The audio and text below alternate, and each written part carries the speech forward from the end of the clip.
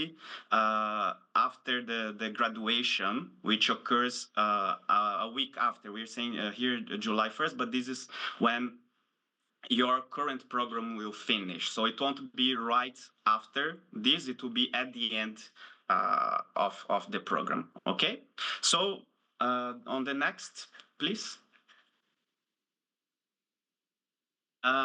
So clearing this up and summarizing, please use the Q&A to share your stories, content-related questions, and other technical questions about attendance and technical issues at the end. And for us, what is the objectives that we may want you to reflect on at the end of the session and also during, right?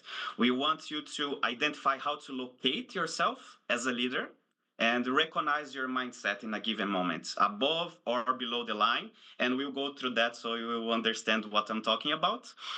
You'll be able, hopefully, to name your most common triggers and understand how they interfere with your work. So we'll deep dive into that in a moment as well.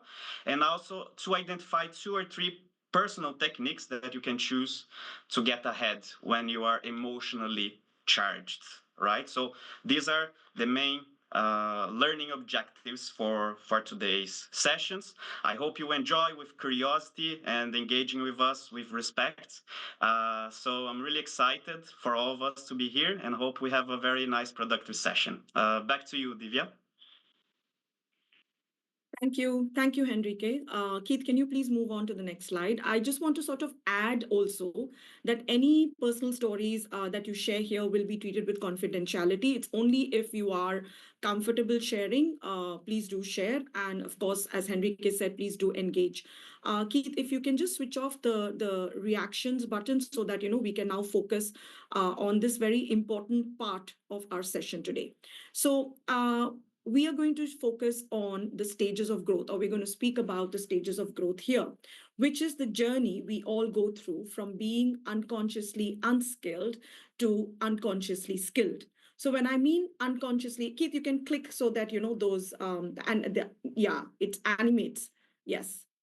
Let it be like this. Thank you. So unconsciously unskilled is a stage when you're not even aware of what we don't know. And unconsciously skilled is something that you become so comfortable and so good at that it's sort of second nature to you. It comes to you by default. So the most common example that everybody uses is the driving lesson. I'm going to use it again because I feel it's the easiest to understand. So a person who has never driven, right, has no idea how to operate a car. They're not aware of how much they don't know about steering, braking, using pedals, navigating traffic, etc. Then, after getting to the driver's seat for the first time, the person realizes they're clumsy. They don't know what to do. They become consciously aware that they lack the necessary skills. And that is the second step where they become consciously unskilled. So they are become aware that they don't know driving. So what happens in order to sort of combat that? That's a very crucial point there. They make a choice of going for driving lessons. So with practice, instruction, the person can then perform the actions. But of course, it requires their full concentration, focus, and with the help of a couple of lessons, a couple of some commitment to the learning session, they are now able to drive. So what happens? They're still consciously aware of every step that they are taking, right? You still need practice. It's not that you become an expert on day one. You need to sort of keep at it, keep doing it on an ongoing basis in order to master the skill. So through continued practice, driving, as I told you, becomes second nature to you, and the person can now drive automatically without having to even consciously think about each individual action like steering or braking. So why I use this example today is because it's the easiest, right? You can sort of try to connect it with any work situation as well, where you have been probably made aware of something that you don't know. And the middle step that you can see where that choice, the arrow with the choice, that is a very, very important and crucial step. And that is the step which is going to open up your doors to growth, because that is when you are able to move forward. If at that step you are not able to take that step to becoming consciously skilled, to taking that driving lesson, to going for that course, to going for that upskilling course, or to going for that webinar or the conference that you want to attend in order to learn more, that is when, people tend to slide back into being unconsciously unskilled or consciously unskilled. So that is where you need to take that extra mile. You need to go that extra mile. We put in effort, practice over time in order to improve, so that we can move from being consciously skilled into unconsciously skilled. And this is like with more repetition, where it starts to feel very, very natural, right? And this is a huge, that I would say that's like a pivot or a turning point at any part. It could be professional life, it could be academic life, it could be even personal life, or any extracurricular activities that you do, like sports or anything that you're very passionate about, where you want to go that extra mile in order to become an expert or master that skill or that tool. I want to invite one of my co-facilitators to share a personal story about the stages of growth. Malika, would you want to do that?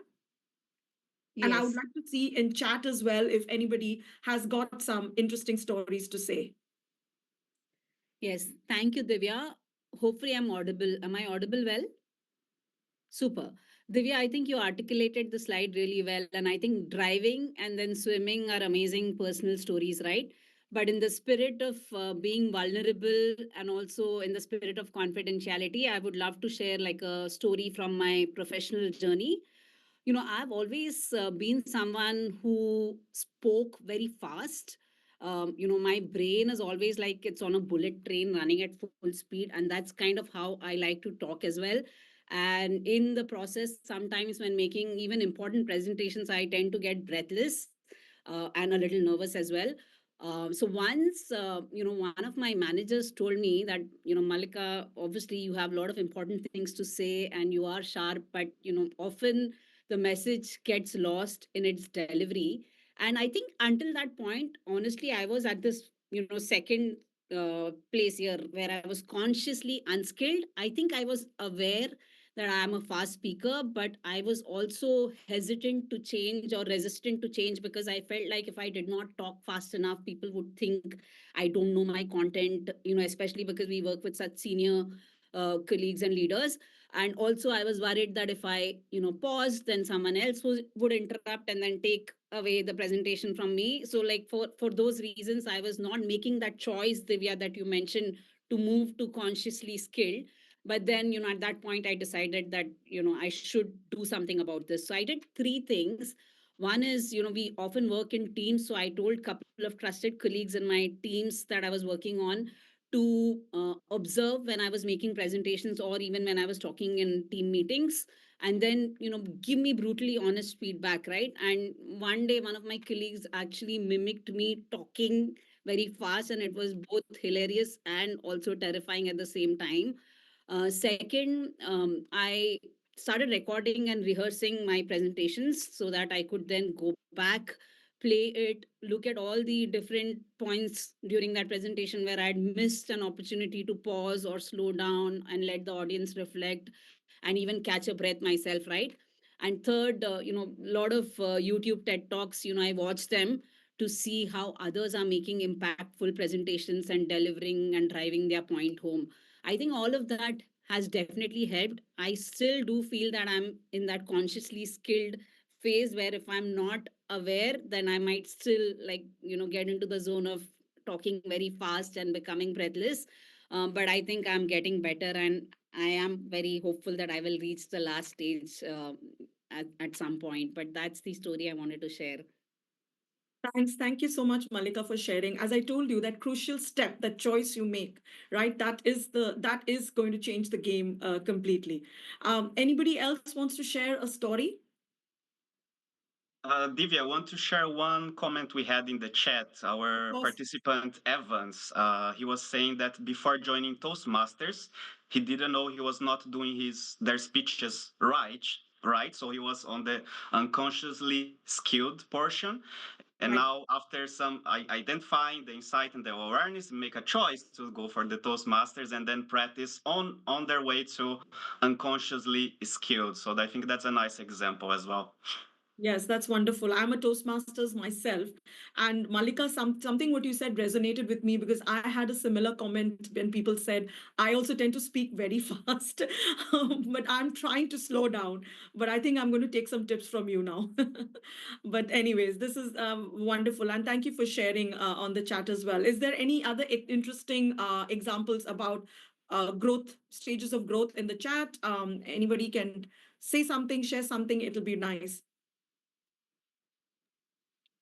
Can actually share also my personal one, and I think the very fact that I'm here is one is showing my path as well. And I think in this staircase that we're saying, I believe that it can also be a continuous process because I always thought of myself as a good communicator until I saw really good communicators, and then I said, wow, there's so much more I can learn. So although I thought I was skilled, there were some other things I could get better. So then I saw the insights. You don't know what you don't know, right? So then just Yes. by observation and feedback, I got to this stage, and then my choice to be here, also to share my stories with all the participants and hear from them as well, is one way to get to the unconsciously skilled, and it goes Yes. back to other process to always have a constant improvement as well.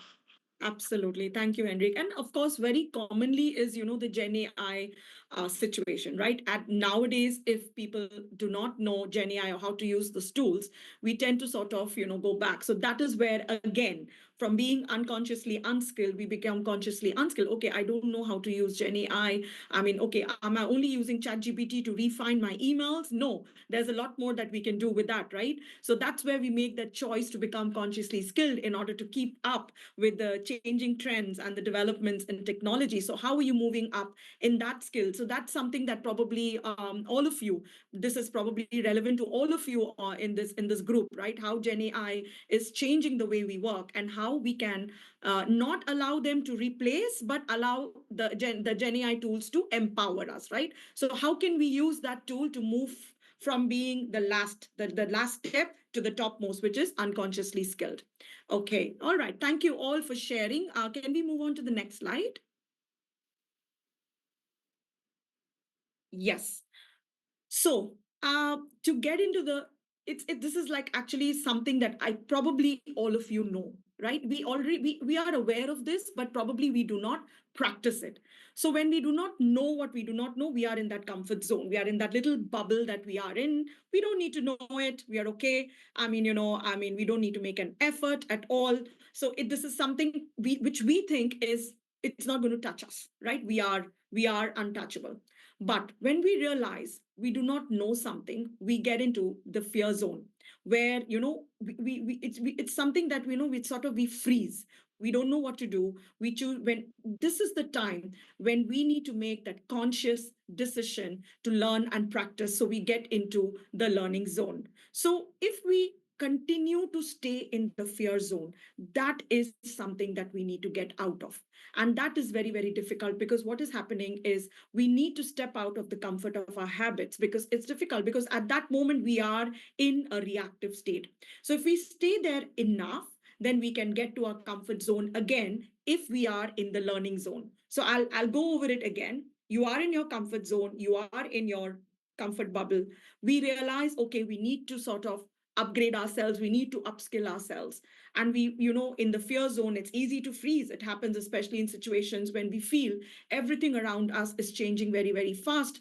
I mean, sometimes even I also get very overwhelmed with the changes in technology, AI, agentic AI. I mean, I don't know if I'm able to keep up or if I'm actually talking sense in a room filled with people who are talking a lot of things about these AI tools. This is outside my comfort zone.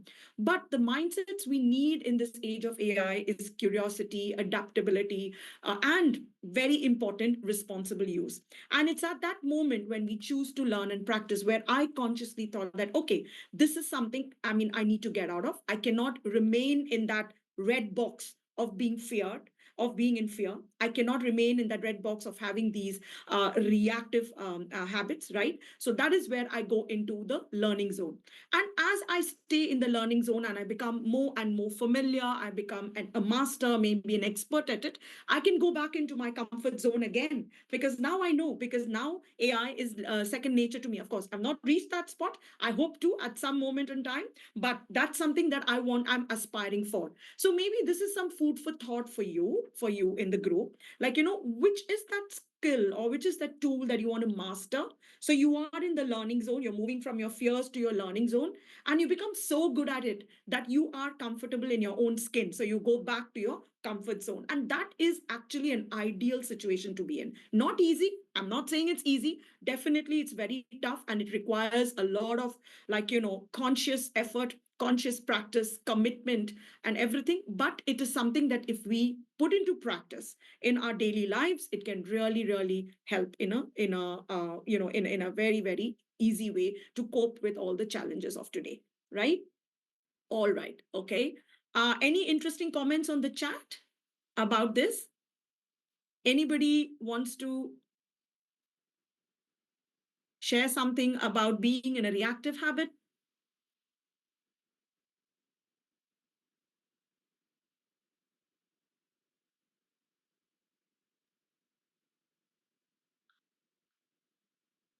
Yes, I can see somebody talking about learning intention.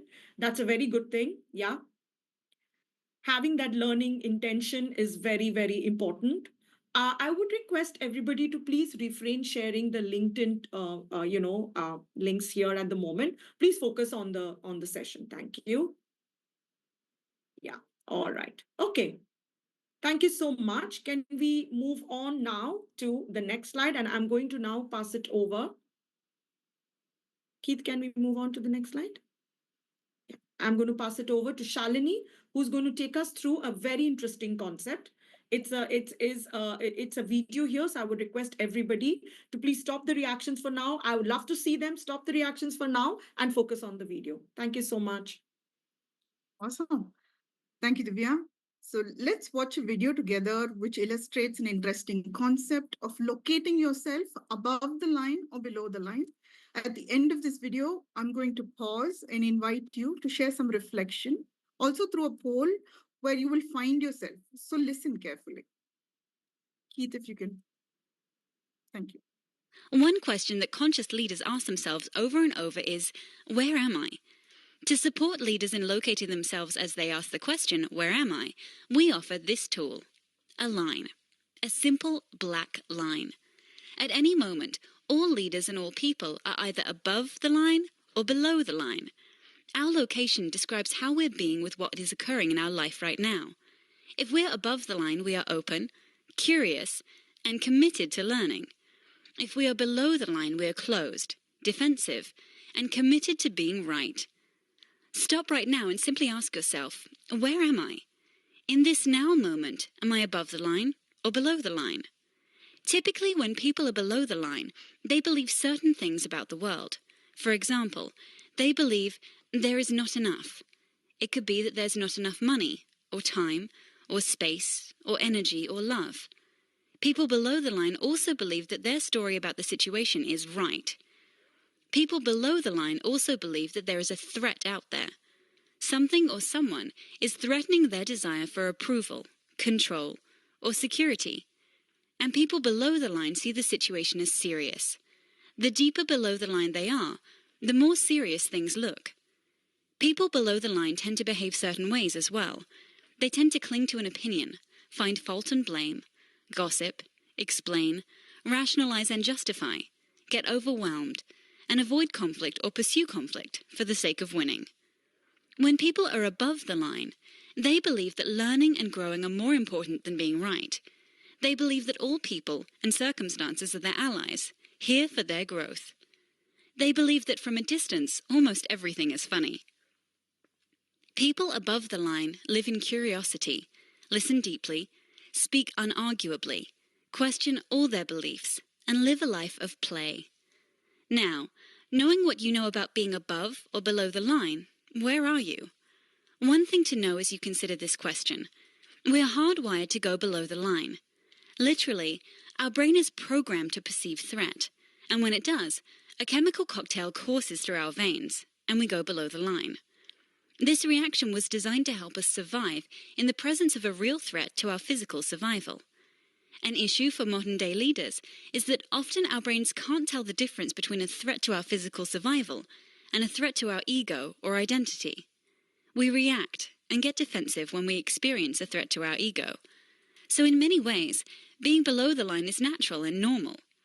But when we are below the line, we're not in a state, literally brain state, of high creativity, collaboration, innovation, and relational connection.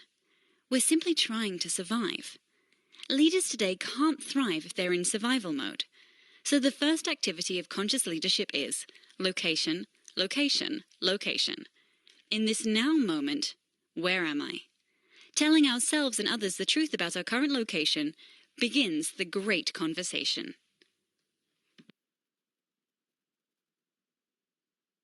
Thank you. Think about your last month at work. Where do you mostly find yourself? We will now launch a poll. I request you guys to vote where you find yourselves. Reflect back on concepts of learning, fear, growth zone, comfort zone, and choice. While you answer the anonymous poll, check out the behaviors and feelings associated with each location. Do they feel familiar and remind you of specific moments? So the real question is, can we spend more of our work lives choosing a creative, helpful response rather than having an automated reflex? Do vote. We will also be sharing the poll results. So requesting everyone to vote.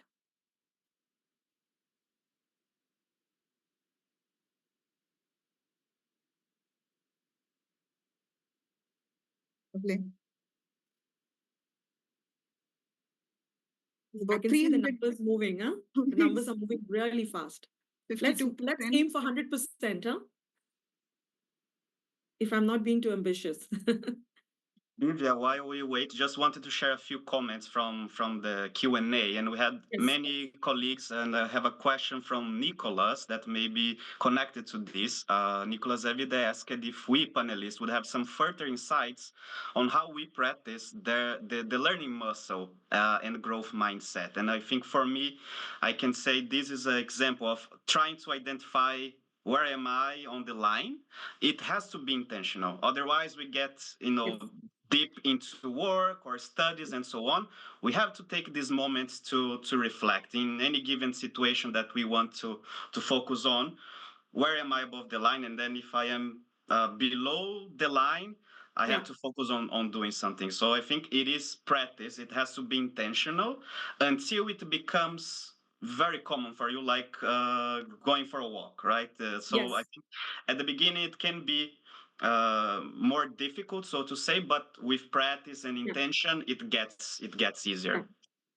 And I love one comment of saying ownership of the learning process and self-accountability. I think that's a very impactful line where you are taking ownership of yourself. So obviously you become committed and responsible, and you are accountable for what you're doing. So the moment you are consciously practicing these little things, I know, as I said, it's easier said than done. It's sometimes you don't want to get out of your fear zone. You don't want to get out of your comfort zone. Sometimes it happens like that. We are all human, right?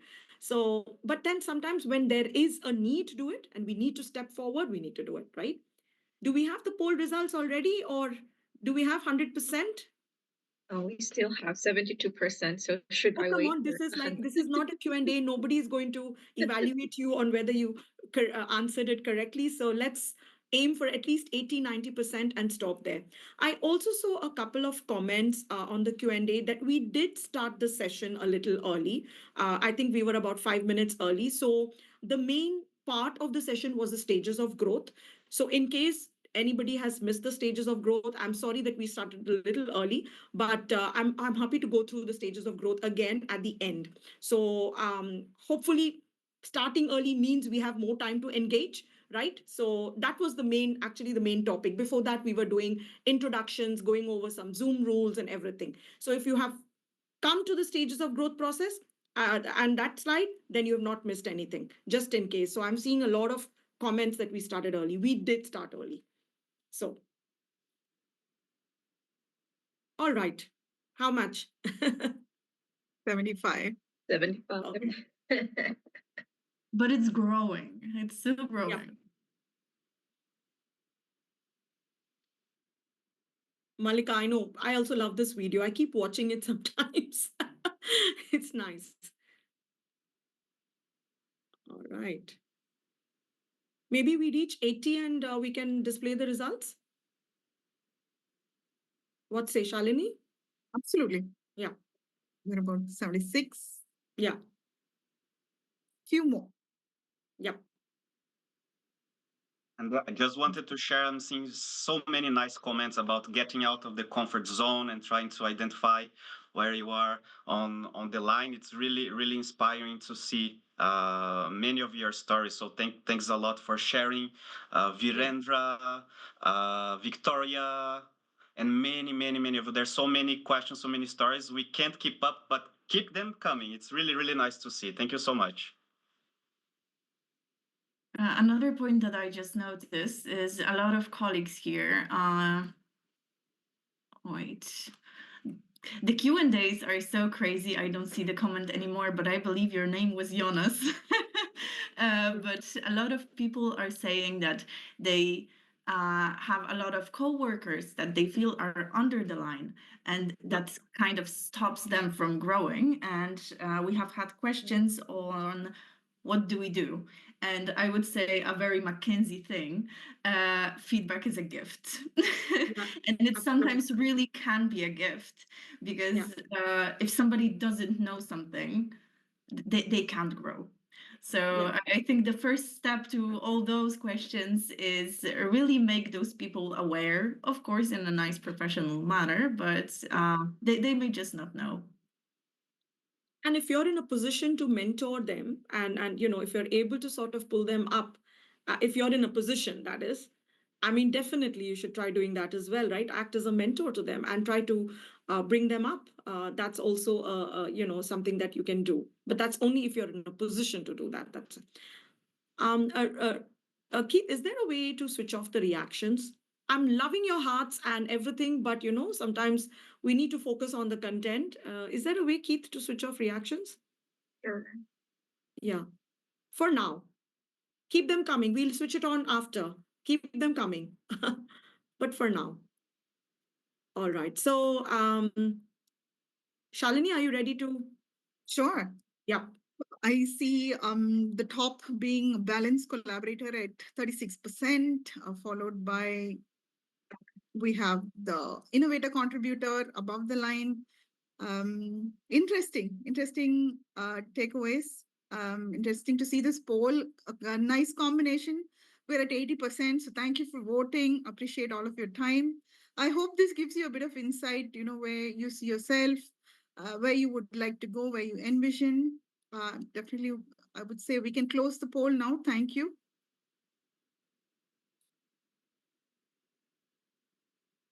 I shared the poll. You're sharing. Okay. Yeah, majority, of course, it's on the line. I think a lot of us are on the line. And interestingly, sometimes we sort of move as well in a single day. We can even move. Sometimes we are below the line, we're on the line, we're above the line. So it depends upon the situation we are at, right, Shalini? Yeah. Absolutely. Completely. All right. Depends, and I think there's always a way to grow and develop and get where you want to get. Be inspired, be motivated. You've heard the stories, so encouraging all of you to do that. Thank you for the poll. Yeah. So sometimes, yeah, so you might be also sometimes asking, like, why is this important, right, for my journey? And especially if you're aspiring to be a leader in the future, right? This ability to stay above the line is, as often as possible, is an extremely valuable leadership quality, especially in turbulent times. We are living in such a dynamic environment. Technology is trying to push us in all different directions, right? But ultimately, the better we can lead ourselves, the better we lead others. That is something that we need to think about, because change happens from within. I know it might sound a little cliched, but that is true. It starts from us, and how we lead ourselves depends upon how we can lead others. And when we are at our best, we are naturally in a creative stage, right? We are flowing through situations, we're navigating challenges with more ease. It's as easy as water flowing around the rocks. So I'm definitely, I would definitely recommend, as Laura rightly said, feedback is a gift, and we are a feedback focused firm where feedback is something that we thrive on, and that is where we keep making ourselves better and better. So try reaching out to someone who probably knows you well, who's a colleague or a friend, similar to what Malika did, right? To sort of come out of that zone, right? So you can explain above the line and below the line framework and explain to them where you find yourself under normal and difficult situations, and ask for feedback from that person. That person should be somebody you trust. So similar to what Malika did, like, she got her team members to actually mimic her. So that is something where, then she sort of realized, okay, this is where I see myself, and this is what the effect I'm having. So that's something that you can definitely try doing. Like, this can be a quick takeaway from this session. Anybody else, any other interesting comments on chat?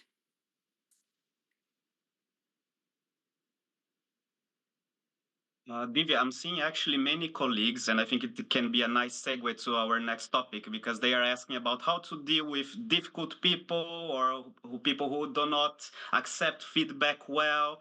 And I think it's very important. And I see also many comments already hinting to what is next, because they are saying that we have to try to identify what triggers us and Yep. how we react to that. And I think indeed, when I see these comments, I understand that we can control ourselves. We don't have Yes. control over others people's emotions and behaviors, but we Yeah. can do that for ourselves, right? So I see many questions related to that, and for sure we will be covering those in a moment as well.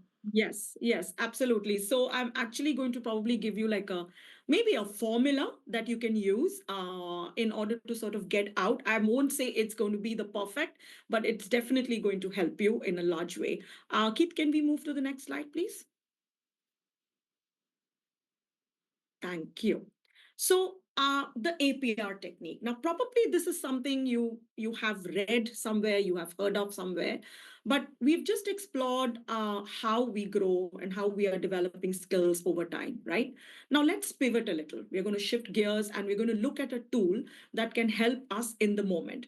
So I know that stages of growth, easier said than done, I mean, above the line, below the line, again, easier said than done. But let's look at a tool that can help us now, right? Especially when we find ourselves in situations where we feel stuck, we feel reactive, we feel unsure on how to move forward. And I'm sure each and every one of us are facing this every single day, no matter at what level you are at. You might be just starting out in your career, you might be 20 years into your career, it does not matter. This, we are all human, as I said, and we feel this situation almost every day of our lives. So we will now cover the APR technique, which is a simple but very powerful tool.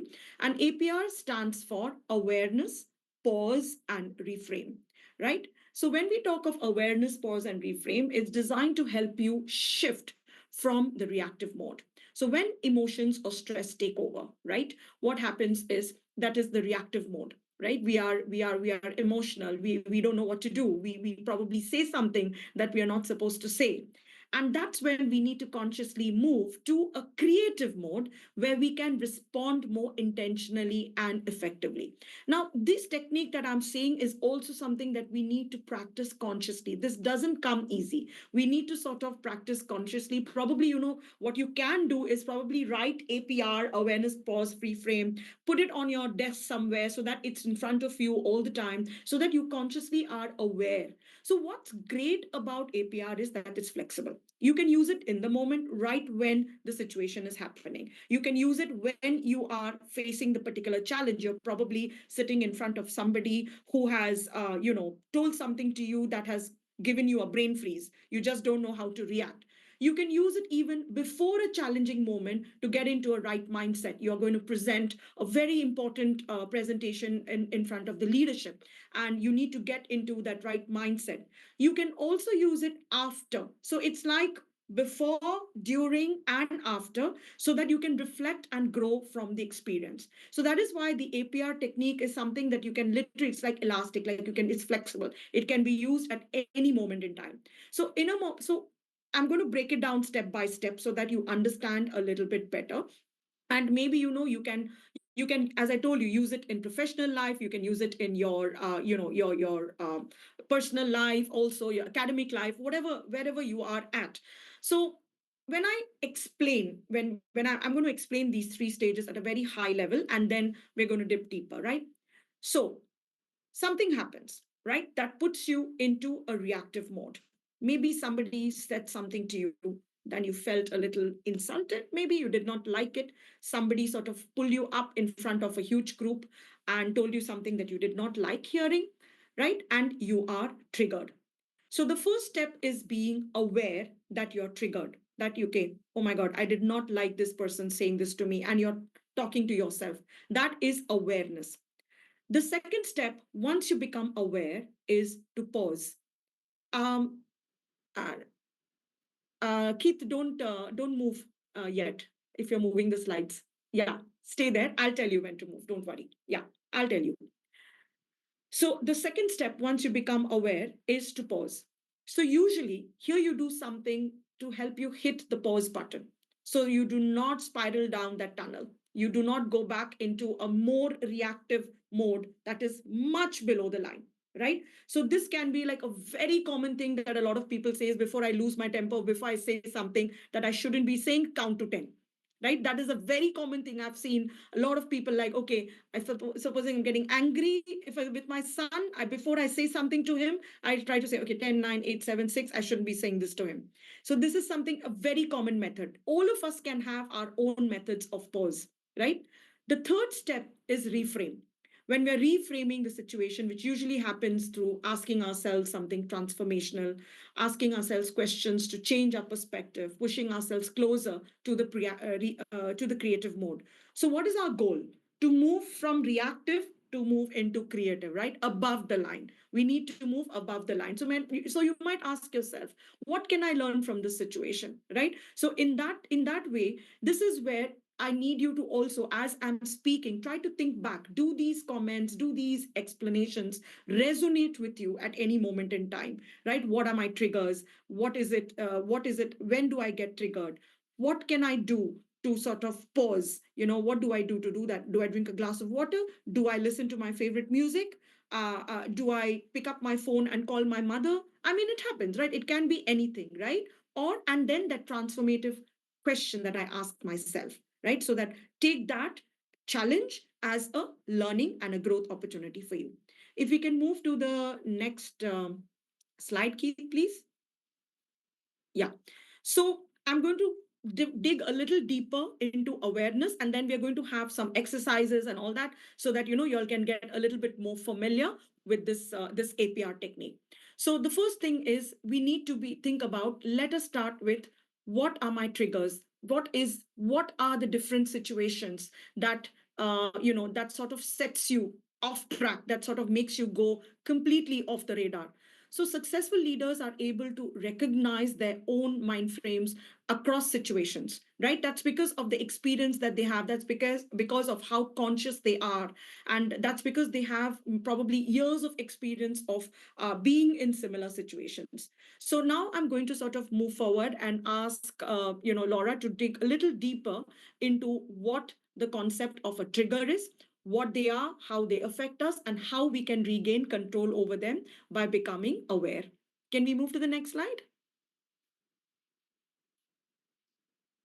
Yes. Okay, thank you so much, Divya. So I would like to start with the easy question. What is a trigger? We all know the word. In the last years, it became super slangified. To be honest, my mother, who can only speak Polish and Norwegian, uses the word trigger. So if she knows it, everybody knows it. We have also probably seen it in a fight in a YouTube comment section where it was used to stop or start an argument. But did we even have the opportunity to think what it really means beside the common usage?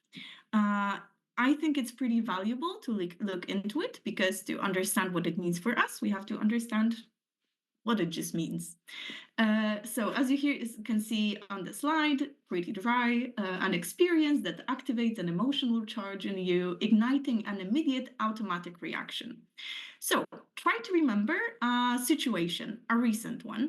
It could be in your private life, in your work life, university, you name it, where in just a moment, snap of fingers, your emotions got superheated. You maybe shut down completely in a conversation, or the other way around, send a very emotionally charged email, which you regretted after some time. Why did it happen?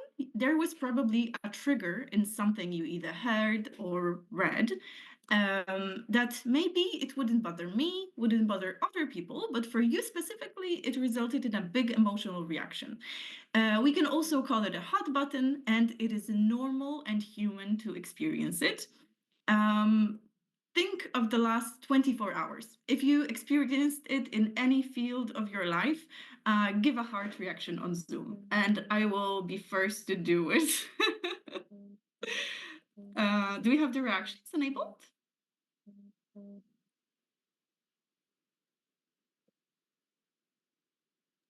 Now, yes, now we do. Okay, good. Oh, I love to see those hearts. I mean, I'm very sorry that something triggered you, but as you can see by the quantity of the hearts, it's totally normal and it happens to everyone. And it also happened to me. It happened to me last week, and I would like to share it with you. It's a personal example. So, as I said, I'm an executive assistant. I'm an assistant to 4 wonderful colleagues. We work together great. We don't, like, I have nearly 0 complaints. They don't complain about me. We meet for feedback weekly. Everybody envies the good collaboration. It's really amazing. But one of the colleagues is super particular about about the speed I process his tax expenses. We really tried problem solving it for the last months. We had an Excel tracker, it didn't work. He even bought a bigger wallet to hold on to the receipts so he doesn't lose it. It also didn't work. It has been going on for months, and we finally agreed that if I do it once every 2 weeks, that's fine. So it's Monday morning. I come to work, didn't drink my coffee yet, have a crazy morning, meetings back to back, and I see the email. And the email says, Laura, my taxi expenses from last week, mind you, it is Monday, are still not done. I think we agreed to do them on a weekly basis. Let's just say I blew up. my first reaction was angry email saying, "Do you know how hard I work? I have so many other tasks. Blah blah blah blah blah." But before I sent it, I thought, "Hey, I think the expense topic just is a trigger for me." So what I did, I paused. I noticed that it may not be the greatest idea to angry text my boss.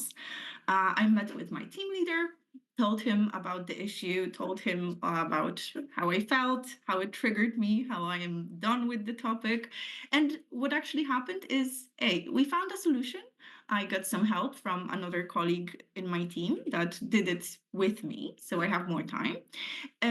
B, afterwards, the expense colleague called me and actually said sorry. He said sorry. He said that he didn't phrase it very well and it may not look the best, the email. So he wanted to call me, apologize, and say that everything is good. So if I hadn't paused and hadn't called my team leader and had sent the angry email, it wouldn't go as well because I would be the one apologizing back to him during the call that happened after. So maybe another colleague with the same job I have won't get triggered by the expense topic because why would they? It's part of the job. But for me specifically, and it took me a year to learn it, that's my trigger. That's my hot button. Yes. So passing it over to the next person, I believe it's Divya again. we will be keeping an eye on the chat to see maybe you have some examples for yourselves. Yes. So anybody else wants to share any examples in the group here about what a trigger is for them, or they have experienced something yesterday, this morning, last week, like Laura? Sorry, Laura. Hi, So Divya. yeah, Share something sure. similar to Laura. So since we're both executive assistants, so this happened when I was on my first few months here in McKinsey. I was still adapting to the work since it's actually a career shift for me. And my first boss told me that I was slow and lack comprehension in his task that he sends me. So it really hurt my feelings. I can still remember the time that I broke down from that comment. And however, I actually took that incident as some sort of a challenge for me. So after that, this story is actually in response to Ritam Sarma's question, asking whether I have personally faced a trigger situation and how did I quickly adapt my approach. So what happened after that incident? I changed my operating model. After that, I made it. I made sure that everything that comes my way, I will answer with a solution. It's not. I'm not stalling anything. Any email that comes my way, there will always be a solution or alternative provided, and it really improved my performance. So even now, that's something that I still do. Every work that I do, I always make sure that I have a solution in hand. Yes, so Wonderful. over to you, Divya. Yes. Actually, even I would say we would be lying if we say we've never had this situation, right? As I said, we've had this. I mean, literally, probably we face it every day, and especially as a woman, interruption. When someone interrupts you and totally dismisses what you have been saying, which has happened to me in the past in my previous experiences, and that is something I'm like, oh my God, am I invisible in this room? Am I in this room, or people are just disregarding what I'm saying? That is a very, very negative trigger that can happen. I'm just responding to one question here. How can one pause when there is very little time, like in the case of meeting with the senior management, when you're asked to share negative feedback, when you have negative feedback to give? So actually here we have a very clever way of wording it. We don't call it negative feedback. We call it developmental areas. So that is something, maybe you reword it like this and call it developmental areas. It doesn't sound as bad it is, and then you can you sort of need to work your way through that. That is one thing. And I want to also answer one question which really, I mean, touched me. Somebody, I mean, I'll not name the person. I'm skilled, but today I experienced something really discouraging. A person I reached out to for a position called my education and work useless and said, I know nothing. I'm a fresher, so I've never faced that before. How do you respond in that situation? First, you should not work with this person at all. That is my first advice to you, right? So, I mean, if that person is not whether you have experience or not, you have come this long, you have finished your education, so that doesn't matter. You have some skill sets that you're bringing to the table, and you need to trust yourself in that. And definitely don't go for that job application, whoever you are applying to, because that's definitely not the attitude that we can encourage, especially in today's world. That is actually harassment, really. Yeah. Another comment: what are the various measures we take up can we take up the choice to become consciously skilled, like supposed to go up the ladder in an organization? So basically, what happens is, wherever you are at, whatever role you are playing, right, you will have a developmental path that you need to follow. And what are the skill sets that you have in order to move from one level to another?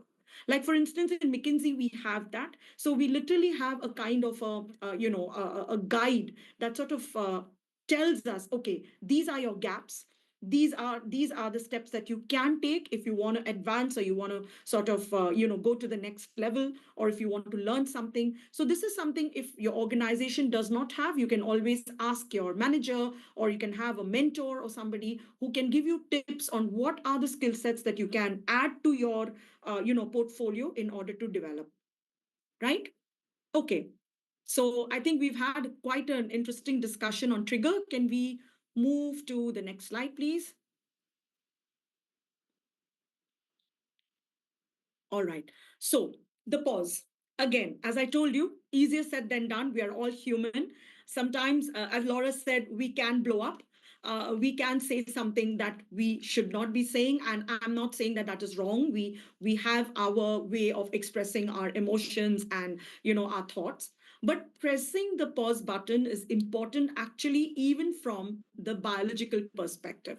So remember, I told you about that count to 10 advice that we usually hear from people if we have like a short temper and we tend to say something that we shouldn't be saying, right? Well, actually, it shouldn't be 10, it should be 6. So scientifically, it is that the chemical cocktail that you actually saw in the video, right? It gets released in the brain when we are triggered, and it takes actually 6 seconds for this chemical to diffuse and for us to be rational again. So a lot can happen in those 6 seconds. You'll say like 6 seconds, but imagine how profound that time period is. If we react versus use this time to pause until we engage our rational mind in the situation. Again, as I told you, this is not something that comes easy. It comes with practice. And I'm not saying I have mastered it. No, I have, to a certain extent, where I have learned to pause and I've learned to keep silent and not react immediately. I learned to sort of digest what is happening and then try to reframe. I have learned to do that, but I'm not saying I've reached the point of perfection yet. That is like, I guess as I said, I'll reach there some point in time. But that's one thing that I feel is that's one conscious step that I've taken and which all of you can take.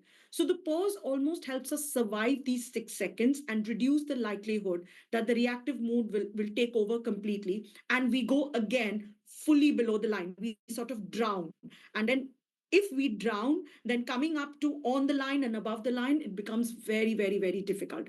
So now, how do we press the pause button? Okay, I want to hear, like, I know that the count to 10 and all these examples given here, smile, deep breaths, feel my feet, imagine my best friend, all these little hacks we use in our daily lives. But I would love to hear from you. What is your pause formula? Anybody in the group wants to share also? How do you pause? How do you switch off? Maybe I can share mine, Divya. Of course, Keith, yes. Being raised in a family where everyone is hot tempered, it's quite difficult for me at first to have my pause button. But what really helped me is to imagine a box. So when I'm being triggered, I would imagine a box and I will put all of my emotions inside that box. So you will often see me doing this, breathing and creating a box using my hand, because that's how I store the emotion. And then later on, when I'm alone, then I can process it. Then I can go back to the person and, react using knowledge, not using emotion. That's a good one. That's a good one. I'll keep that in mind for next time. Anybody else? Any interesting comments on chat? Anybody saying I'm trying to do both, multitask, but I try to take on all the interesting comments. Just a quick one before we move forward. I'm still seeing messages about attendance. If one of you could just copy paste that comment questions again. And again, apologies for us to start early. As I said, the first important slide was the stages of growth. You haven't missed much. I'm happy to go over stages of growth again if you want it. So don't worry. All right. I mean, this is the first time I'm apologizing for being early, actually. So, but don't worry, you haven't missed much. Okay. I like to work out. Yeah, sorry. I think we wanted to say the same thing. There's a lot of specifics on the chat. Eat my favorite food, drink, do yoga, but there's also a lot of people asking us what they can do. And I kind of wanted to address that because we cannot tell you. we can give you examples. We can tell you what we do, which may not work for you or may trigger you more. Because, for example, I meditate to calm myself down, but somebody would get annoyed that they hear sounds and stuff. So it really is something very private to yourself. It depends also on the trigger, how much time you have. It depends on who you are, what you have been through. And I will also share privately that what really helped me to see my triggers and like get past them is therapy, for example. So both mentoring like at work and private therapy to get to know myself a little bit more, and it has worked wonders. You really get to know yourself. Thank you, Laura. Yes, I see meditation, I see walking back and forth, I see sleep, music, food. So everybody has their own style, right? Of relaxing, pausing. I actually, what I do sometimes is, I love this sitcom called Friends. I don't know if any of you watch that. And I think I watched it a million times and I know all the dialogues probably by heart. But that's, I just watch those small snippets that come in, and even one scene which makes me laugh, it sort of makes me relax, and I have got my pause moment, and then I reset it again. So that's something, if I'm able to, and if I have access to a phone at that moment in time, I do that. Or the another thing is to just be silent. I just be silent for some time. Like if I don't have access to music, food, phone, or anything, I just sit and remain silent. I don't answer immediately. That's something that I'm consciously practicing, that I don't answer. So that's why I say I'm pressing the pause button for myself. All right. Okay. All right. So can we move to the next slide? Okay. I think you can click on just one part. Yeah. Just click once. Yes. Okay. So some of the, what is reframe? Reframe is literally like, you are hitting the reset button, literally. So you look at some of the questions that are there on the screen when you're reframing through the mind, by asking a transformational question, or by the heart when you're connecting to appreciation.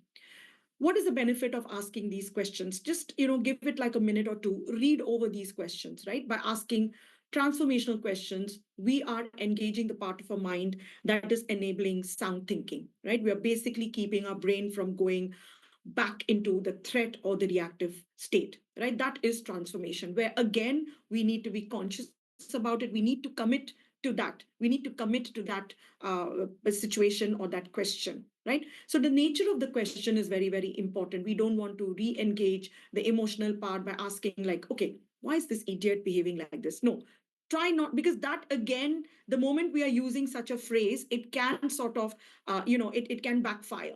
We want to ask questions that open new possibilities and change our mindset, so that we are able to find that shift into a more creative state by asking, more triggering questions like, oh my God, why is he irritating me? Why is he behaving like this? Those kind of questions can put you back below the line and into the reactive state. So that is something that you need to sort of consciously avoid.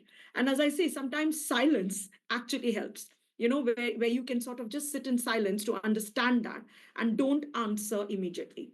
So these are transformational because these are helping us find meaning. You're embracing the opportunity to grow. They come from ownership. Instead of blaming, you are taking ownership for what you can do in that particular situation.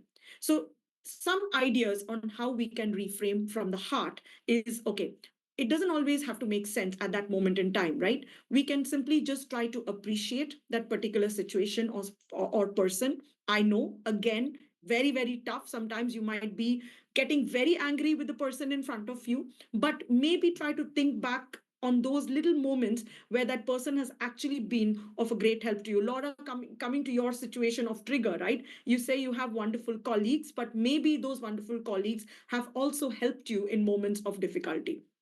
Find the silver lining we are grateful for. Again, as I said, easier said than done. These are not easy things, and these are not some things that you can master in a day. So reframing on the spot is sometimes also very hard, But that's okay, right? With practice, it gets easier. As I said, it should become second nature to you. And if you miss that particular moment, you can always reflect on it later. You can talk to a friend, you can talk to your manager if you trust that person.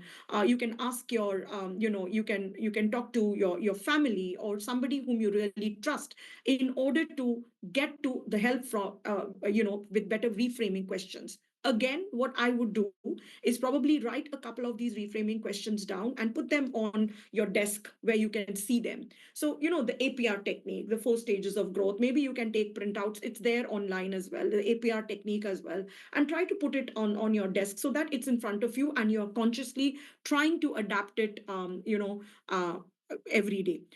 What happens is like, I know you can even use ChatGPT for some reframing questions, but I would suggest to you to reflect it on yourself. Use your own conscience and use your own experiences to get these reframing questions, whether it's a transformational question or whether you're trying to appreciate someone so that you do not get angry with that person. All right.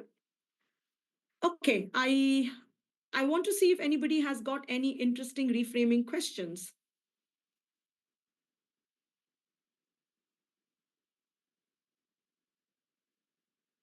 Deep breaths, think about outcomes, try to choose best courses of action. Instagram for a few seconds, anime. Yes, absolutely. I know people say it's a waste of time, but it helps, seriously. Oh, I think of my late father. I'm sorry to hear that. Even I do. Deep breaths, yes. Deep breath, silence, especially when you don't have access to the phone, you don't have access to anything. You have just yourself to sort of help you, right? So that's something that you can do, something that is in control. Deep breaths, meditation, sitting in silence. Again, it doesn't come easy. Short break. All right. Anybody else in the I group can want to share share? a few like one framework that I have for this reframing that I find it helpful. Usually, it's common to think Absolutely. the other person in a moment of conflict or intense situation that they are after us, that they are attacking us personally, and their goal is to destroy us, to make us sad or mad, right? So I Yeah. always try to think uh, first, okay, is the goal of this person to really make me sad, or they are scared of something, or they are worried about something, and they are also have strong emotions about something. So Yep. when I see the other person in a situation like this as another human being, I understand that they also have triggers, they also have this kind of conflict. So I try to have this empathetic view, not dismissing my own emotions, but also seeing the other person. And then when I reframe that, I understand, well, maybe this person is reacting this way because they are scared. So let's try and solve together the source of the worry, right? So Yep. then I understand it's not often a personal attack against me, or Yeah. the person is just very stressed, and then it helps me cope and then find a solution or healing, not taking the conflict or anything rude said, for instance, to the personal level. And then this helps me reframe to go into problem solving mode, so to say. Yeah. Yeah. Yeah, absolutely. Absolutely. Thanks for sharing, Enrique. As I said, like, these things can be mastered with practice. It doesn't come easy, but take some tips from us. Take these, printouts or maybe write them down, put them on your wall and try to practice them consciously. I'm going to hand now over, no, I'm going to go over the questions first. So can we move to the next slide, please? I'm just going to cover because I'm seeing a lot of people asking similar questions. Again, attendance be marked as completed immediately. No, you'll need to log into your platform. Your lead forward attendance will be marked after you complete the verification plan form, which is on your learning plan. Please do that. And if you're using a different email, you do not worry. The forward team will still be able to track your attendance. And then if you've successfully completed the requirements of core skills level, you will receive your certification and badge upon graduation, okay, which happens a few days after the deadline of the program. So nothing to worry. Everything is being tracked. Again and again, I'm getting messages about starting early. I deeply, deeply apologize for starting early. And for those who have missed the growth stages, I'm willing to go over it again. So you all have not missed anything. Again and again, I'm saying. So handing it over to Laura and Rose, I would suggest Keith to, if you could just disable the chat and the reactions, because this is going to be an exercise that both of them are going to take you through. Very interesting. Do it diligently. I'm sure you're going to enjoy it. Can we disable the chat and the reactions so that, nobody is disturbed? Thank you. All right. Thank you so much, Divya. So, guys, we've come up with a list of 3 common triggers that might happen during a meeting. So, where we spend so much time, these days, we're always in meetings. So, in a few minutes, we will launch a poll for you to vote on one of the 3 common triggers that you experience or that resonates with you the most. So, the trigger with the most votes will shape the focus of our upcoming exercise. So, the second step of the APR, as you know, is the pause. I want you to come up with 3 very practical ideas on what technique might you use then and there in the meeting when this situation happens in order to help you to stop being reactive and sinking into the below the line mode. So, for example, one idea that was shared is counting from 1 to 10, or like what Keith said, she puts them all in an imaginary box. So think of what will be your own pause.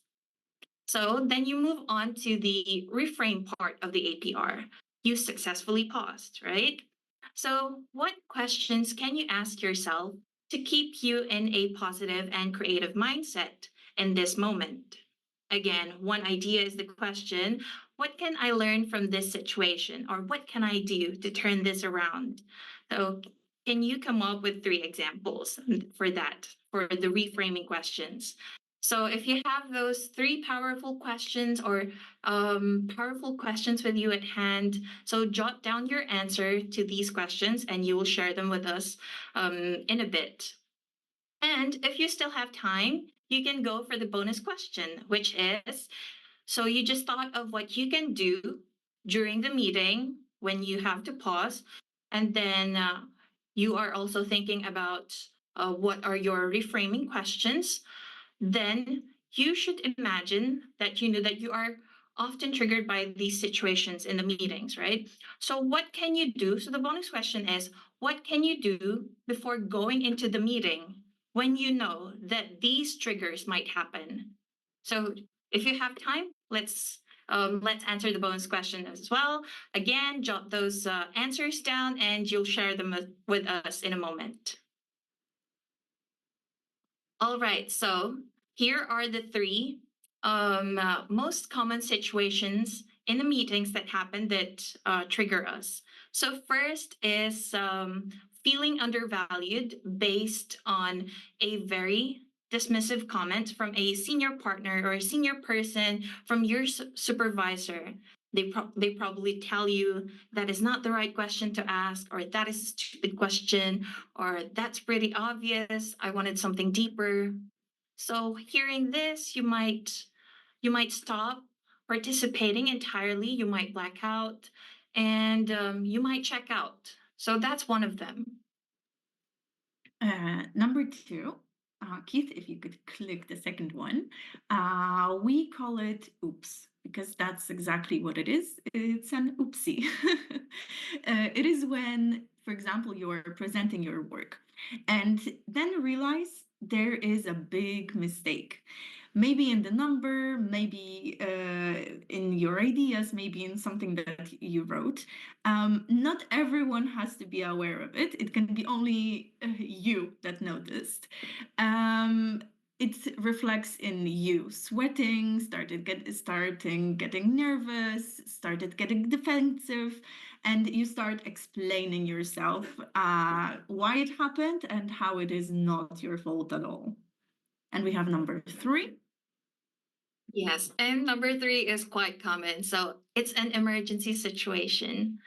So when an emergency situation happens, so for example, a serious problem happened during your meeting and everyone is looking at you. They're expecting you to find a solution by the end of the week, or maybe even worse, by the end of the day, right? Or maybe even right at that moment. And you have no clue and have never faced something like this before. And you even tried Chat GPT, but maybe it's not working. And you can't use Chat GPT because it's confidential information. So, these situations also happen, and they're expecting you to give an answer which is super accurate, a solution that would save everyone or would save the moment. So, this can also put you, or this can also be a trigger for you.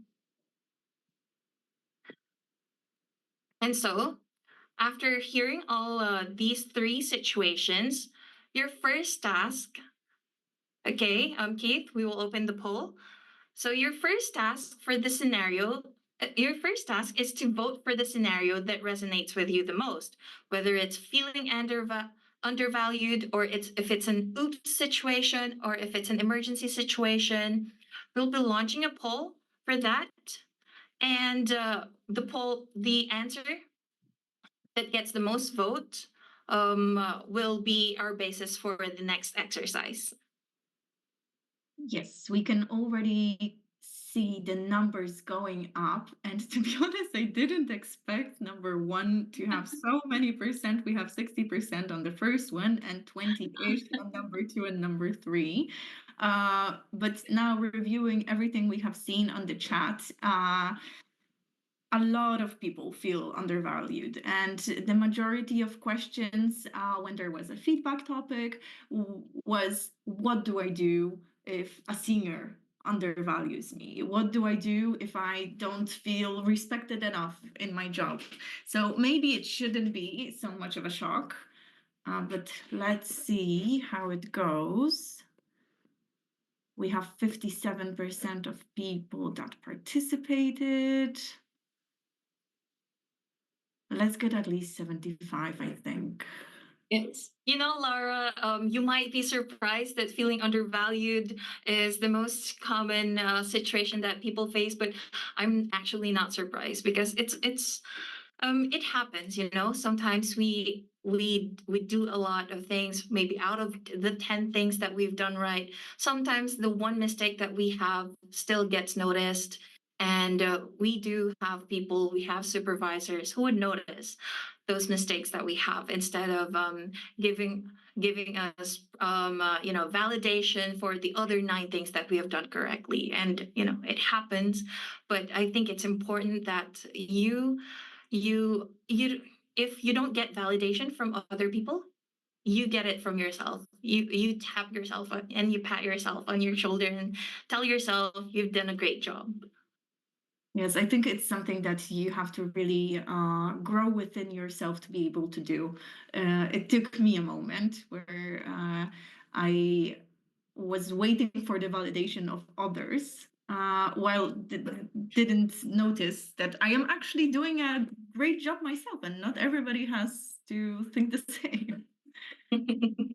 Okay, we have. I just actually want to jump in here because somebody has said something very interesting.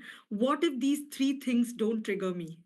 I wish I was living your life. I wish as well, but I'm curious to hear then what triggers you. I mean, then we really need to take some lessons.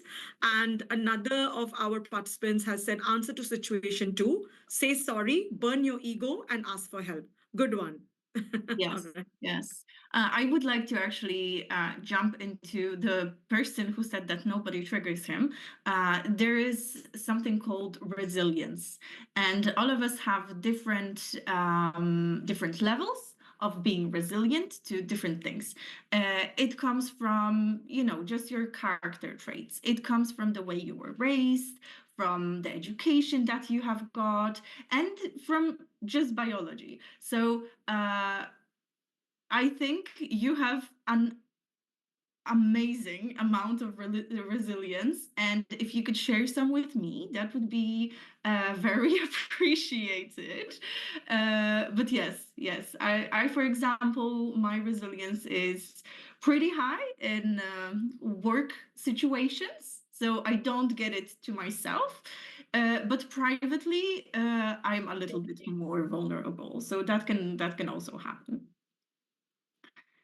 I think we have 71%. I'd say it's good enough. What do you think, Rose? I think it's good. It's pretty obvious of what we're gonna be using as our basis for the exercise now. Mm-hmm. Okay, so I have stopped the poll. So now let's jump into the exercise.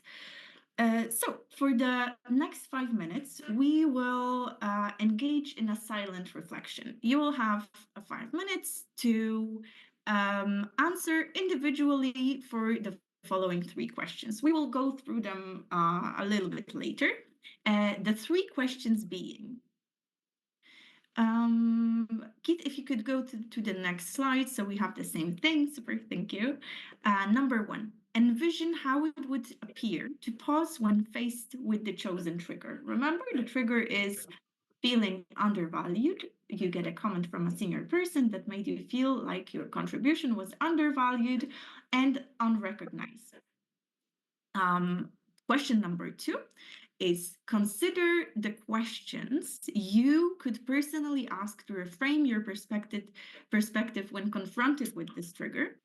And number 3, as a bonus, if you have enough time, reflect on the steps you can take before a meeting to enhance your readiness for this potential trigger. So what can you do prior to a meeting or a situation that can help you not get triggered, basically, so you don't get into this situation.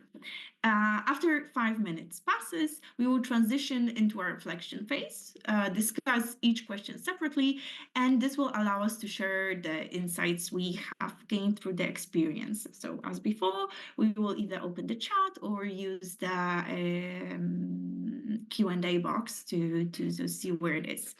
So we will be starting by focusing on the first question. We will set up a timer for 2 minutes, and please think what it would look like for you to pause. Think of all the instances where you felt this trigger, consider how you might respond, how you might have responded differently if only you paused. So let's start the timer, going for 2 minutes. And I will hand the time back to you to reflect.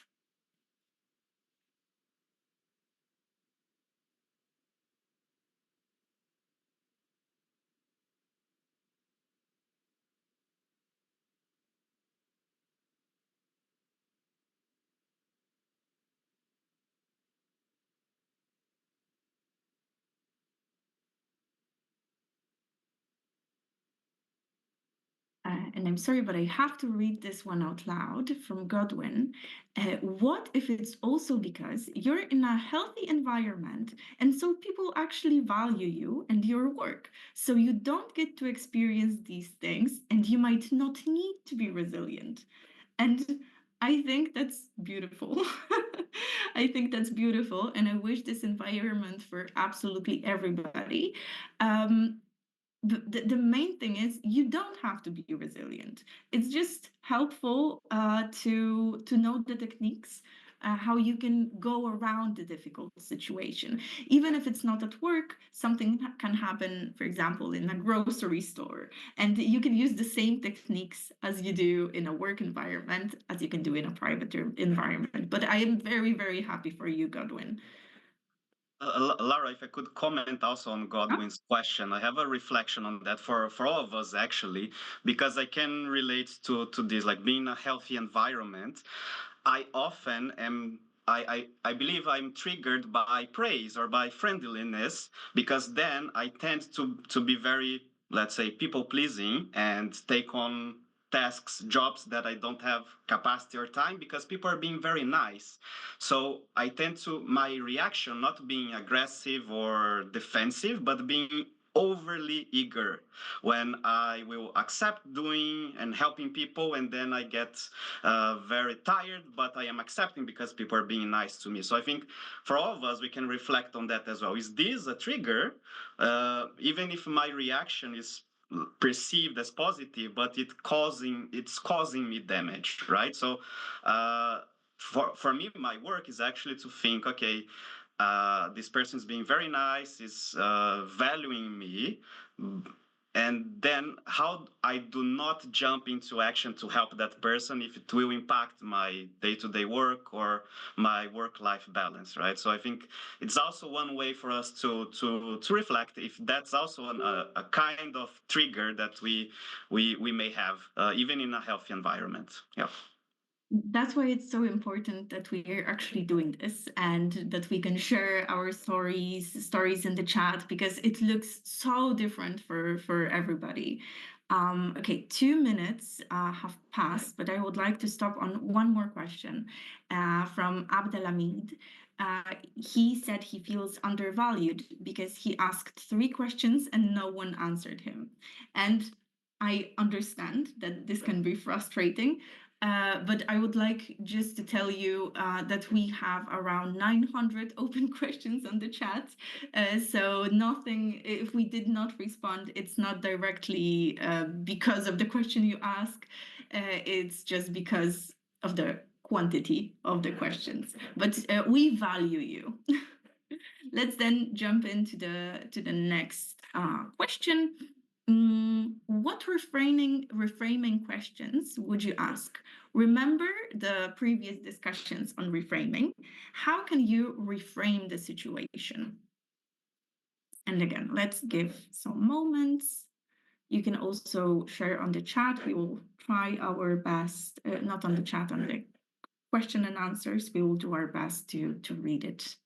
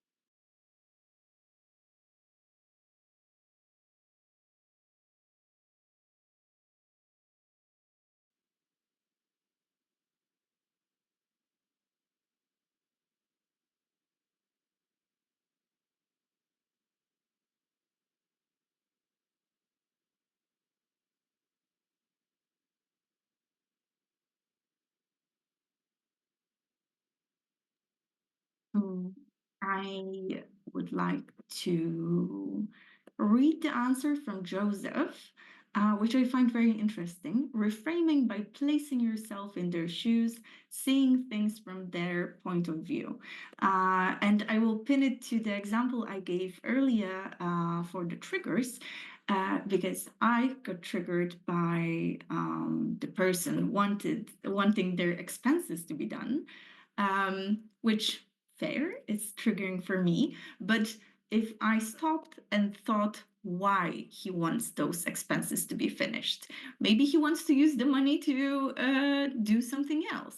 Maybe he didn't remember that we agreed I will do it on Thursday. I think that's very important, even or maybe especially where you feel that there's hostility against you. Let's start to think like, why is it happening, and is it really happening? Of course, without undervaluating your emotions. Laura, I want to call out a comment, two interesting comments actually. One is, I feel being undervalued is a loop. Giving affirmations doesn't come to us naturally as we don't get them ourselves. And I think we feel undervalued. If we feel undervalued, we should ensure that at least in our interactions, we should also give them back to our colleagues, friends, and family. Yes, it is a loop, no doubt. And sometimes, as I said, when you are practicing the APR technique, it doesn't come easy, it doesn't come naturally. It comes with conscious awareness and conscious practice and commitment. So, and then there's one more. How can we continue applying the APR framework in our day-to-day work after the program ends, especially when we don't have someone to give us immediate feedback. Does not matter. We are our best friends, actually, we ourselves. So it's sometimes maybe, we can do some kind of a self-reflection. And as I said, sitting in silence, it's a very powerful tool where you can then discover areas of yourself that you don't know about. And in a way, you are giving feedback to yourself. So if you don't have anybody, don't despair. It doesn't matter. You still can practice the APR tool. All right. Back to you, Laura. Super, thank you. It's very valuable. We have so many answers. I physically am not able to read all of them, so sorry if you get skipped. Okay, let's jump to the bonus question. The bonus question being, what can you do before the meeting to prepare better for this possible trigger? And again, we will give you a moment.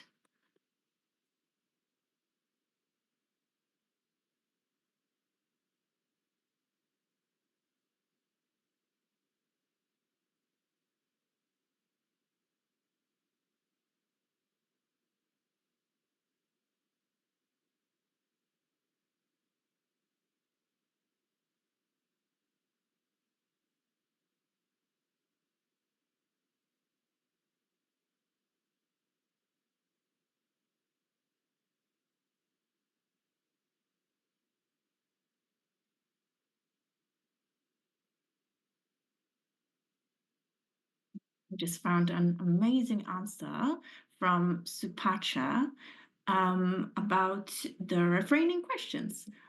She gave, or he, I apologize, 3 of them. 1, what is really triggering me here? Is it the situation or my expectation of the situation? And here we circle back of you knowing yourself. So it's great to pause and think about it.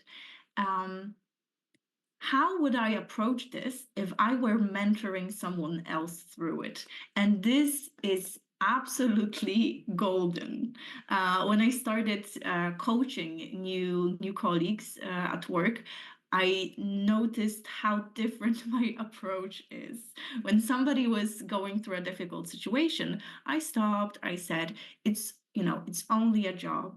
They are also at work. Please stop, breathe in, give them feedback, blah, blah, blah. But the next day I had the same situation and I freaked out. So it's really great to see yourself through somebody else's perspective, I would say. Okay, does anybody have the answers for the last bonus question?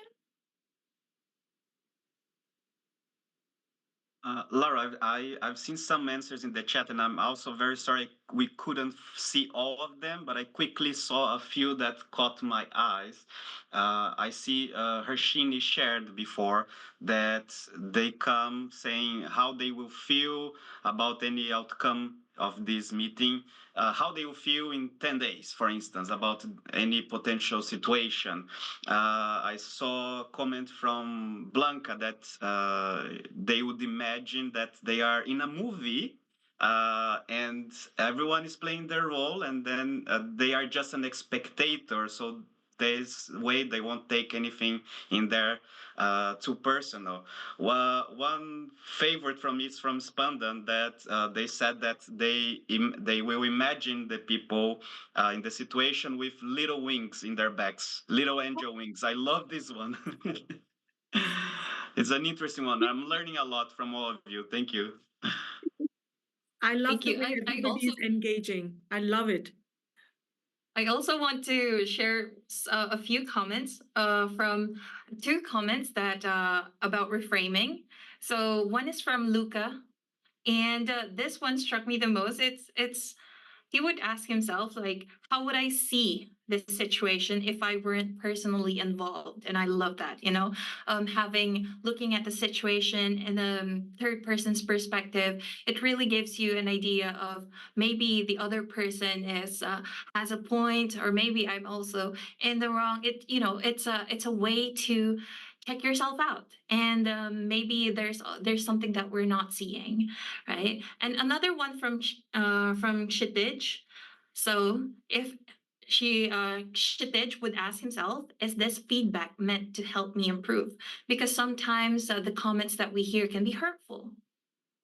Sometimes it can be said in a way wherein they would have thought that it's meant to help you improve, but maybe it can also be it could have meant to break your spirit. And checking it out, maybe where they're coming from is also from a place of anger.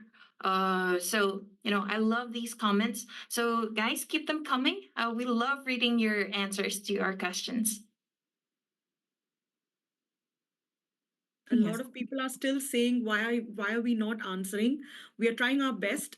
There are a lot of Yes. common questions in the comment about attendance, etc., which is very common, but we are still trying to read your interesting answers. I just have one more, Laura. Sorry, it's very nice. Some comment from one of our participants, Asim. What would it like to pause? Pausing could look like taking a brief moment of silence, as I told you, silence, or a deep breath before responding. It might also mean asking for a moment to think or postponing a response until your thoughts are clearer. I think that's a great tool. Postponing your response. This behavior helps to manage emotions and allows for more rational decision making. Reframing questions, instead of asking why they're criticizing me, ask what's the purpose behind this comment? Is there room for improvement? Instead of saying this is unfair, what can I do to express my point of view constructively? So I think amazing. I feel you guys are already pros. There's nothing more that we can do, and I'm really so happy to see some of these comments. Anyway, okay, sorry, Laura, back to you. Yes, back to me. Okay. We were supposed to jump into the second part of the exercise. So we are jumping into the next slide.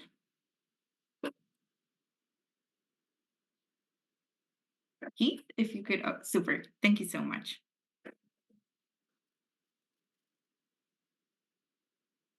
All right. So, okay. Now that you have shared your answers with us, and it was really insightful, I think that like what Divya said, you guys are experts already. Just so, I just wanted to highlight one of the answers as well that I found really helpful. So, regarding preparing for the meeting or for preparing for a trigger. So, one is from Sophia, and here's how she would prepare. Would uh, she would tell herself that her goal is to contribute thoughtfully and listen with openness. She doesn't like, I don't need to prove my worth. I'm here to collaborate. So that's powerful. I think it is important to remind yourself that you belong in the room and your value isn't dependent on anyone's reaction. I love that. So if you guys could also copy Sophia's mindset, that would be really helpful when coming into a meeting that could possibly trigger you as well. Yes, I think I really liked the answer from, oh, will I find it now? From Mishra. I'm not sure if it's the best thing to do, but he says that they prepare themselves for the worst case scenario, which I'm not a professional to judge if it's good or if it's bad, but I sometimes do the same. If it's really bad and I know that something may happen on the meeting I'm getting into, because, for example, there were issues before, or somebody is not hearing my feedback, or, it's just a hard collaboration and I don't know what is going to happen. I also try to switch on, okay, it's just gonna be bad. And in this moment, I prepare myself for the worst. I think, what can I say? I think of what can happen. I use some calming techniques. I meditate a little before going in. worst case scenario, what will happen is what I'm already ready for. Best case scenario, nothing bad will happen, but I'm already calm and I'm prepared for anything. You know, Laura, that story about worst case scenario resonates with me the most, as I have experienced a worst case scenario just recently. You know, there's this. So there's this thing that happened fairly recently. I was preparing for a learning session. I have been preparing for this learning session for over a month. And it was supposed to be a live demo of an agentic AI tool for the firm. And right at that moment that I was about to do the live demo, there was this infamous global server outage that happened just recently. And it just so happened at that moment. So I felt so bad because after that, I received feedback that not a lot of people got, not a lot of the participants felt that the session was not a good use of their time. So, it it really made me feel undervalued. But at the same time, I paused. I took a walk. That's how I paused. And at the end of the day, after that, I realized I have done my best. And there were some things that were out of my control. And I really did my best to prepare for the worst case scenario. Sometimes they just happen.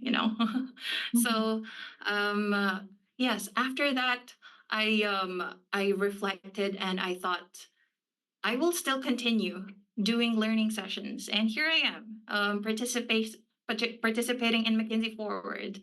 So yeah, so these things, they will help. They will challenge you.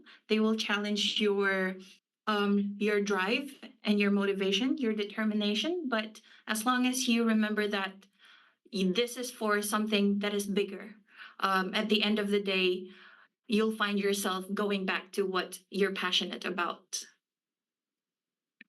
Yes, I would like to pin one answer here, which I absolutely love. It's from Emre, who said, if you pray for the rain, you gotta deal with the mud too. And I think that really summarizes what we were all saying, that even if it's good, there's also something you have to you have to fight for it to be good a little bit. But I wanted to ask our lovely co-hosts, how do we stand with the time? Because to be honest, I lost track. I think we can move forward Yeah. because we just have 10 minutes and we have thank you.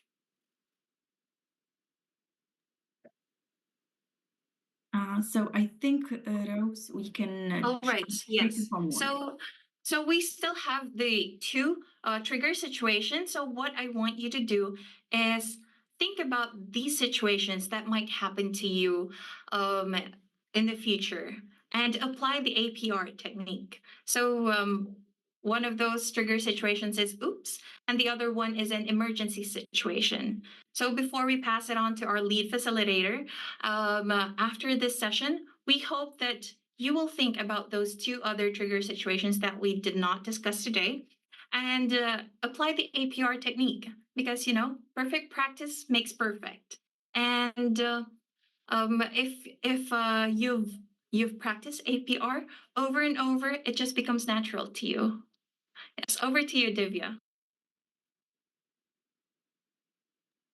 Thank you so much, Laura and Rose. And I hope that all the participants have enjoyed this session as much as I have listening to you. It was really, really interesting. Can we move to the next slide? Yeah, these were actually the animations. You can click, Keith, click through the animations. Yeah. So this was basically what Laura and Rose were saying, right? Try to sort of do some self-reflection. These were the questions that you asked. And then your homework. Can you move to the next slide, please, Keith? Yeah. Yes, your homework would be actually looking at the other two. We were focusing on number one, undervalued, because that is the one that got the maximum votes. Focus on the other two. All right, that is your homework for today. All right, okay. Moving on. Next slide, please. Yeah. So, if you remember, right, we are now nearing the end of the webinar, and let's review what we have learned. And are you able to put like a tick against these boxes? I think you remember seeing these learning objectives at the beginning, right? So, let's review together what the learning intentions were, what we set at the beginning. So, being above the line means we are embracing a learning, a growth, as well as a creative mindset, right? Uh, some of the most essential attributes of being a great leader is exactly this, right? Having that growth and that creative mindset. And think about how you might now be empowered to check it yourself and regularly ask, where am I today? Am I below the line? Am I on the line, above the line, wherever? Or I'm still hovering in between, trying to sort of move above the line, but I'm not able to do that, right? You might even want to use this as a common language within your team, right? Where you can help others locate themselves. Where are you as a leader? How do you recognize your mindset in any given moment in time? That is the first point, and that was our first learning objective for the session, right? Second point, we all have triggers. As I told you, we are all humans, and when triggered, we often, human tendency, we tend to go below the line. The awareness is that we are triggered in the moment. So we are aware of what we are doing, how we are feeling, and we are aware of our emotions. And we have a deeper understanding of the typical situations that tend to trigger us so that we can anticipate it, right? We are already getting ourselves a bail, like an anticipatory bail, by looking at, okay, what are the common triggers that are affecting us at the moment? And that can also be extremely beneficial. If you've not already written down your common triggers, try to do that. Try to write down your common triggers and what are any common themes that are coming up. What are those common situations that are upsetting you? That's something that is, it's a part of self reflection that you can do in your learning journey. And finally, most importantly, there's always a choice we can take to go up the stages of growth and to also to go above the line. So we hope you are able to identify a few pause and reframe techniques that are going to work for you. It's also, as I told you, a trial and error. Nothing comes, you're not going to master it in a day or anything like that. We are not expecting you to do that as well. It's something that you need to try. You need to look at, okay, what works best for you? What works for me might not work for you. So everybody has their own style. You need to try them in real life and see what works best for you.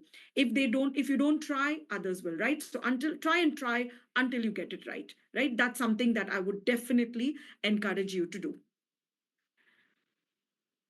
If you can move to the next one. Yeah. So I hope we have been able to check all the boxes here, right? Yes. All right. Can we move to the next slide, please?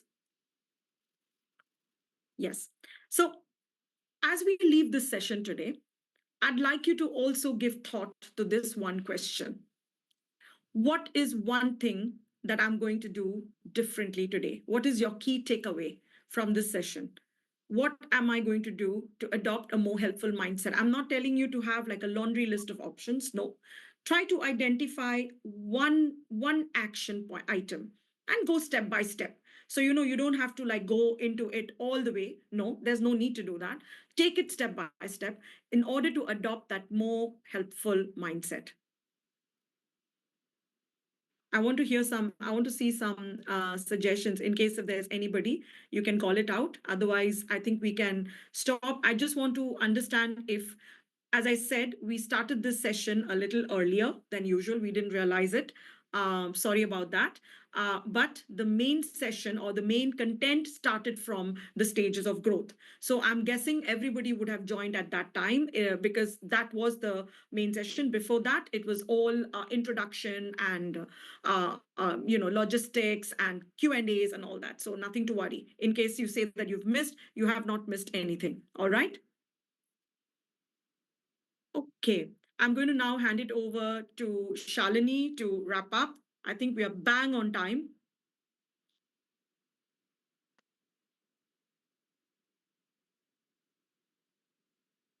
Is there anything on chat that you want to call out before that? Or Q&A? We can take 1 minute. And with many colleagues, many participants very, very interested about applying the APR technique. I love that. And I think the general message that I hear from you participants is about being more curious, more open, and try to reflect on the triggers and find your own ways, right, to pause and reframe. So I think this is the main message that I'm seeing here, at least on the questions and participants sharing. Thank you. I can see somebody talking about the stages of growth. I mean, if anybody would permit, because it was our our mistake, or I would not say mistake. It was an oversight that we started early. So the 4 stages of growth, to quickly go over it, is being unconsciously unskilled and to being unconsciously skilled. So when you're unconsciously unskilled, you are in that moment where you don't know something and you're not aware of it because you don't need that skill at that moment. And then when you move into a situation because something happened, somebody commented on something, and then you realize that, okay, I should learn this. So that is when you become consciously unskilled, where you become aware of the fact that I don't know that tool or I don't know that skill set. And that is the moment where you take that choice of learning that skill set to sort of make it useful to you. So from being unconsciously unskilled, you become consciously skilled. With practice and with instruction, you learn that tool. So that's not something that you do overnight. It's with time that you become a master or an expert until you become unconsciously skilled. So through continuous practice and commitment, you become so good at that particular tool or skill set that it comes naturally to you. So those are the 4 stages of growth. And it is moving from your comfort zone. When you are in a comfort bubble, you move into a stage of fear, but then you take yourself out of that stage of fear and learn it, and you get into the learning zone, and you stay in that learning zone so much that you become an expert or a master, that you come back into your comfort zone because you know the skill so well that you are comfortable in your own skin. So those are the stages of growth that we spoke about at the beginning. All right, I'll hand it over to you, Shalini. I've been saying this, I'm sorry, but yeah, over to you. Yeah. Thank you so much for a quick retro. Great to hear from you on that. And before we wrap up, if we can move on to the next slide. Awesome. So before we wrap up, let's go over one final step you need to complete to ensure your attendance is verified and your lead forward component is marked as complete on your learning plan. Once the session ends, visit the mandatory webinar lead forward mindsets for growth component on your learning plan and locate the subcomponent title, verify your attendance to the mandatory webinar lead forward mindsets for growth. You need to submit the verification form to officially confirm your attendance and mark your lead forward component as complete. You must achieve a passing score of 100 on 100, but don't worry, you have unlimited attempts and there are no time limit to complete it. So take your time, make sure you submit it properly. If you want to retake the form, please click on the back button on the review page, then select retake test. If you have submitted the verification before the webinar, please make sure that you resubmit it after the webinar so it is not flagged to us as an invalid submission upon verification. Remember, both your webinar attendance and this verification are mandatory for graduation and to receive your program completion badge. If you have any questions, please make sure to visit the Solution Hub, and I guarantee you will find the answers in minutes. I hope this was helpful. And moving on to the next slide. And as we end, I want to thank all of you for joining, your patience as we took the time to go through the different important topics, the different agenda points. I hope they were helpful. I want to especially thank all the lead facilitators. This would not have been possible for this number of participants without a team of super facilitators. I appreciate each of you. And we'd love to hear from you. So we continue to make this webinar better. After the session ends, a pop-up will appear on your screen with a survey. Please fill the survey to ensure completion of the lead forward component in your learning plan. If you have any questions, please reach out to the Forward team through the Solutions Hub link found at the bottom of all emails you have received from the Forward team. This link is also found in your resource section of your learning platform. I wish everyone a lovely day. Have a great day and thank you. Thank you, everyone. Thank Wow, you. the chat is blowing up. All right. Thank you. Enjoy the day. Yeah. Okay, so I think we can end the webinar and we meet, right? All right. All right. Thank you all. Have a great day ahead.